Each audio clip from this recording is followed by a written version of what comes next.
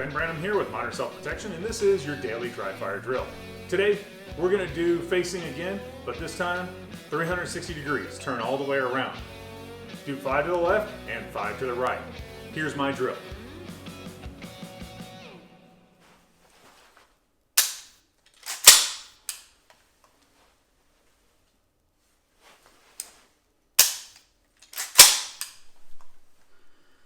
Now get out there and practice.